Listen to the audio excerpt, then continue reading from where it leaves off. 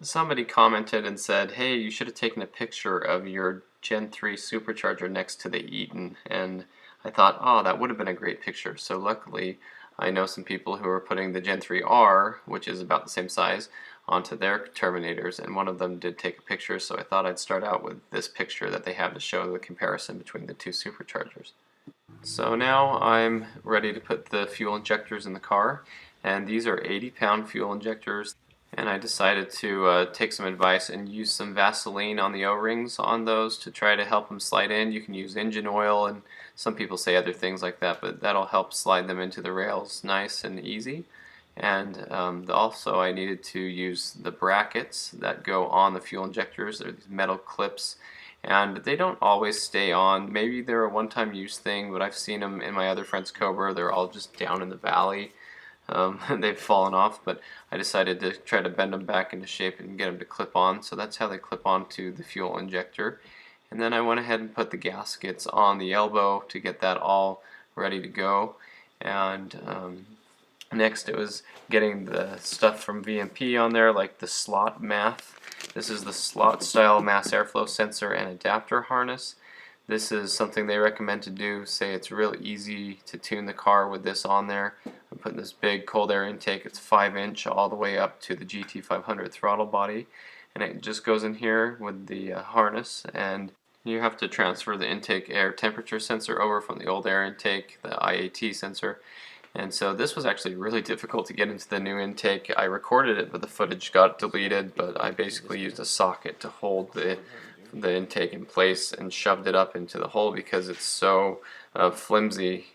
But anyway, here's the slot style mass airflow. Goes right in there, has two little screws that hold it in, and then this is the adapter harness, and it just clicks, plug and play, really nice. So now these are the little issues I'm having with getting everything ready for the dyno tune and the startup, everything. The spark plugs I want to change right before the tune, because with the base tune I don't know how rich it is. I don't know if it'll foul up the plugs. So I want to have fresh spark plugs ready for the dyno tune, gap down to 0.028, and that's where I want to be with the boost level, and I don't think these are gapped down that tight. So I wanted to make sure I could get to the spark plugs with this big throttle body and elbow in the way, and you can with a couple of not swivels but the loose adjustable end deep sockets and extensions. I can get on there nice. There's enough room for it to come out, so I can get the plugs out that way, so that's good. So I can keep the throttle body and elbow on the car for now and get them down tight. But the problems I'm having are these go in nicely, and the bottom are a nice design where the bottom of this elbow has little half hooks. So this is looking at the back side of that elbow. You can see the bottom have those little half hooks, so they hang on those bottom two bolts, which are basically like having studs. Instead you just hang them on that and then bolt it to the top. And so my camera froze, and so I'm going to try to show you what I did here and the problems and challenges I had with this, and then we'll get back to more of the footage that I have that will explain it very well too. But right here is the bottom of those 4 bolts for the elbow, and the only real way to get to it to snug it down is to have a bunch of little tiny 1/4-inch extensions and a little Allen 1/4-inch drive, and that's what it worked for me. I'm sure there's probably other ways to get around this. In fact, it looked like the tool that VMP was using for the long ball joint extended reach Allen key was longer than the one I had, and I mean, I don't know how you'd ever know how to measure how long they are, because mine looked pretty long in the pictures when I bought them on eBay. But anyway, this one here is hard to get to, but I did snug it down that way. And then you have the problem of getting to the other bottom one, so you have to take that long Allen key and you have to go underneath the throttle body and elbow to get to it. So the problem here is it's definitely not long enough to reach all the way underneath the throttle body and elbow to get to it, so you have to remove the throttle body. And the next problem that came from that was that moving the throttle body was difficult because you can't really get to the bottom left bolt for the throttle body very easily. You could get to it, but it was so much easier for me to assemble all of this and then slide the elbow onto the blower. But so now I have a problem with doing it that way. You can't really get to the bottom bolts on the elbow against the blower, and doing it this way you don't want to have to take this all off again and get the gasket off. So I'll show you what I did to get around that. And again, getting to this other bottom right side Allen bolt was difficult with the extended reach ball joint. So from what I can tell, the best solution on this is to have the longest Allen key possible, and it has to be really skinny too. So I'll show you what I did. Alright, I did end up taking off the throttle body, but they're a really hard one to get to. What I did was I just loosened it so I could swing the throttle body over. That way you're not worrying about having to start that bolt again. It's just in there loose, and then that'll line up easy. So here is the end of my extended reach ball joint ball joint, and you can probably can't see, but it's barely on the other stud or bolt that's on the bottom, the Allen, and it's enough to get it in there snug. Now I'm not going to go too tight with it because if I ever have to take it off, that's going to be real difficult. But this is what I had to do actually. I don't know if VMP had a different tool or not. This is one of the few I could find on eBay that was one of these, but I ground this sucker down so it would fit because it was just too thick and the base was hitting the throttle body inlet. So just to give you a comparison, this is what the kit looks like. You can see they all look like this. Now you can see how much I ground that one down to match. They're all kind of hex shaped with the ball joint. And so I ground that sucker down just to get it skinny enough to fit in there and get that one snug. So that was the project. But I think that elbow should never have to come off again unless you're removing the blower. And so you should be able to just access all your plugs, which are more of a maintenance issue, with either the throttle body off or even with the throttle body on. So I did do a little more with the bypass valve to make sure that it's glued in there tight. I used some Gorilla Glue that made a nice hard shell seal around it. And speaking of that, this was what I was worried about, was finding this little tiny piece of barbed plastic that broke off the bypass valve. I searched inside the runners of the intake for a very long time to make sure that it wasn't lost in there. I vacuumed them out, but I still couldn't find it. So I spent like an hour looking all over underneath the car, and I finally reached up on the top of the side of the transmission and I felt it there and I got it out of there. So I did find it, so now I'm happy to know that it's not down in my engine intake runner anywhere. And so here's a cool picture of a soda can that fits inside the throttle body elbow. I just wanted to show how big that opening was. Next up was the JLT Catch Can. Now this is the 3.0, which means it holds 3 ounces of oil, up to 3 ounces of oil.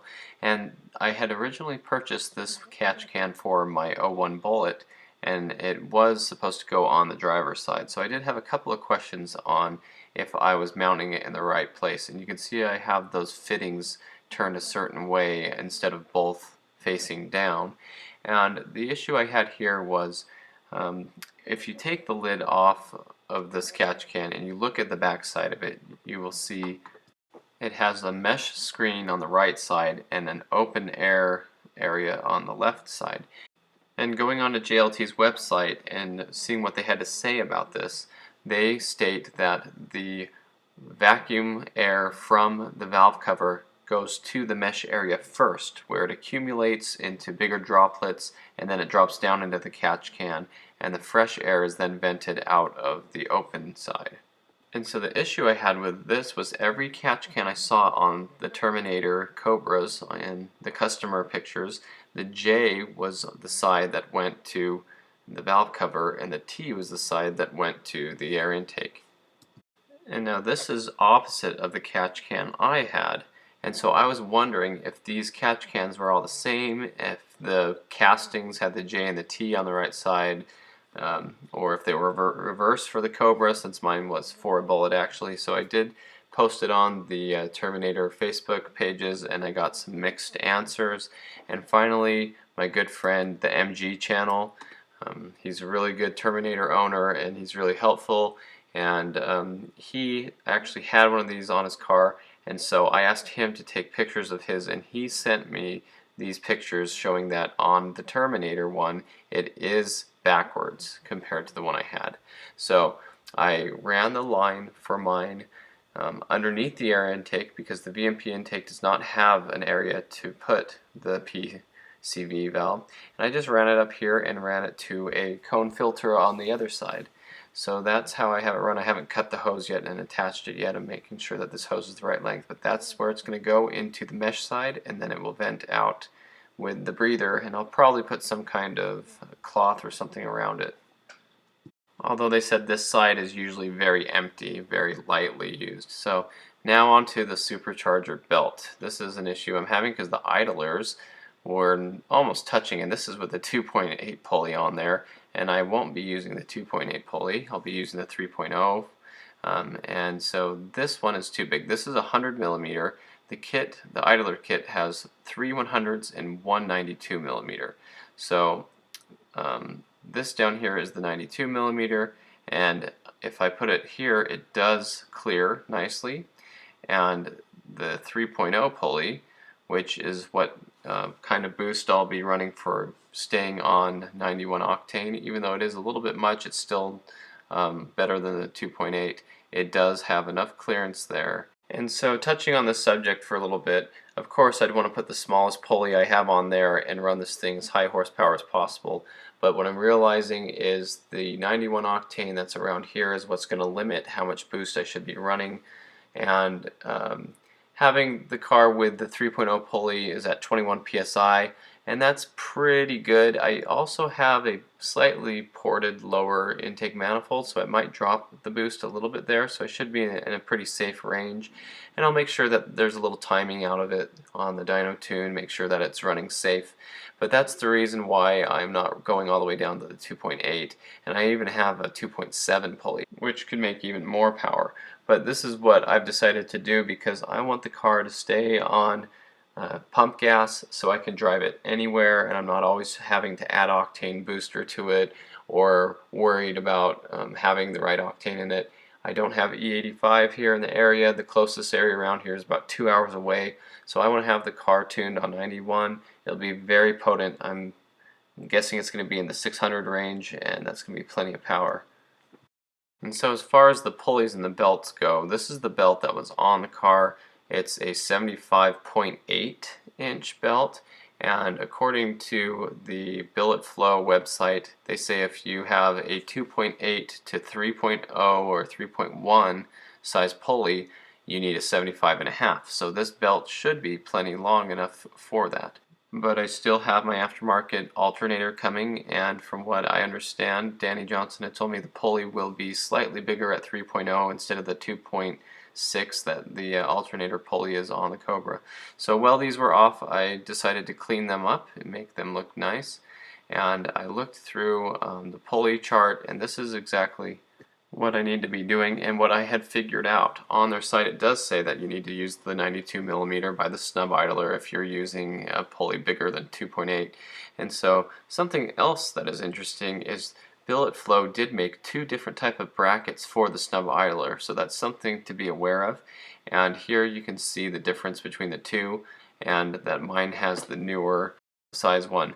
And what you need to know about that is if you have the older, shorter style one, it requires that you have a 1/2 inch shorter belt, and so you take that calculation into account when you're trying to figure out your belt size. And so I really fought to get that belt on, so I removed the tank and I decided to take off this tensioner, and the reason for that is because the tensioner is set up in a way that it has this little groove on the top. There's a notch, a metal notch that keeps it from extending or overextending. And I'm going to show you exactly why that is here. this little notch here is just a piece of metal, and I actually borrowed a tensioner from Danny Johnson that already was modified. And so if you look here, when you move the stock tensioner as it goes down, there's those two bars there that indicate where it should be, where the tensioner is just past these two bars right there. That's where it should be when the belt's on where it should be. And then if you keep going, it bottoms out right there on that piece of metal. And so I'm showing you here the difference between my stock tensioner and Danny Johnson's old stock tensioner that was modified. You can see here that this is where the stop is, and on his it's been ground off. Now people say you can even just beat that off with a flathead screwdriver and chisel, just knock that off, but that there is the stop that keeps it from overextending. And a lot of people say that you need to knock that off to get the new tight belt on there. So mine still had it on there, so I swapped on his. And now with it on, you can see that it's way past the area it should be. But looking at my orange Cobra, it looks like it's also a little bit past the block. So the next thing I did was get the belt on. It was real easy. Once I put his tensioner on there, and it wrapped really nicely around here. And the trick to that too was, as I had the breaker bar in there on the tensioner, I took that idler pulley off and then slid it on, pushing against the belt, and that's kind of the trick they tell you to do on the forums. So next after that is replacing all these pulley bolts, because these aren't the ones, these are old used ones that I had that my friend had given me, but I decided to put new ones on. I did want to use all the new ones from the kit, but I didn't want to put them on quite yet, and now that I'm ready to tighten them down and snug them down, I did. And remember, these do not get tightened really tight. You could strip them easy. They're stainless, but you don't want to have them too loose because the pulley can walk off and destroy the hub and the pulley itself. And so I'm still considering belt sizes, and I can't really see where I'm at until I get the new alternator, and the parts to make it are still on back order according to Nations, so I'm going to have to wait on that anyway before I can buy the belt I want or see how it's going to be on the belt I have. So the fuel regulator is right here. I mounted this nice vacuum hose around, and that goes into the old FRPS, fuel rail pressure sensor, which is replaced here with this block, and that block goes into the fuel rail. It's a stock fuel rail, and so I'll be working more on that here as we get continuing on the project. So stay tuned for more of these videos and updates on the car, and I'll try to keep you up to date to what I'm doing and the challenges I've come across.